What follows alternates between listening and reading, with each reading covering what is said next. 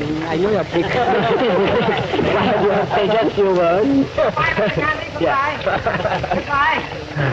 कुछ इस तरह महात्मा गांधी और यूरोप की मीडिया के बीच हंसी मजाक हुआ जब 1931 के सितंबर को भारत में संवैधानिक सुधारों पर लंदन में हुए दूसरे गोलमेज सम्मेलन में महात्मा गांधी पहुंचे थे। वैसे तो गांधी अपने छात्र जीवन में भी यूरोप जा चुके थे, लेकिन बतौर राजनेता उनका ये वो दौरा था जिसे लेकर यूरोप की मीडिया बेहद उत्साहित थी और रेडियो से लेकर अखबारों में उन्हें भारत से आया वो शख्स कहा गया जो पश्चिम के लिए एक मिस्ट्री मैन बन चुका था, जिनकी पहली झलक के लिए 1931 के सितंबर में तेज बारिश के बीच लंदन में लोग कुछ इस तरह उनका इंतजार कर रहे थे मानो कोई रॉक स्टार आया है। यकीन न हो तो ये चिल्लाने की आवाजें सुन लीजिए।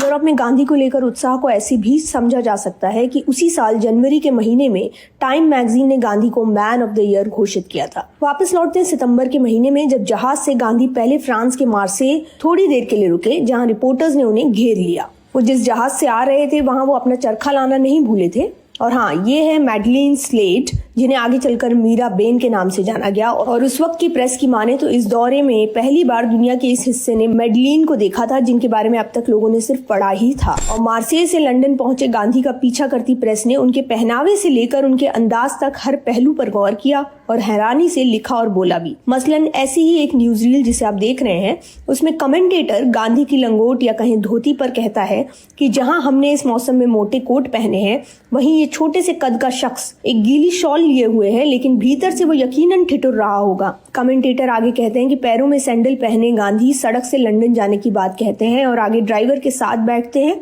ताकि सब कुछ देख पाएं। और यह है लंदन का फ्रेंड्स मीटिंग हाउस, जहां लोग उनकी एक झलक के लिए व्याकुल हैं। हालांकि उन्हें निराशा हाथ लगी जब वो पीछे के रास्ते से अंदर गए, लेकिन फिर जब बाहर निकले तो कमेंटेटर कहता है कि लोगों को सिर्फ उनकी झलक नहीं, वो अच्छे से दिखे, यहाँ तक कि उनके घुटने भी दिखे। जब वो इस इमारत से बाहर आते हैं तो एक रिपोर्टर उनसे बात करने की कोशिश करता है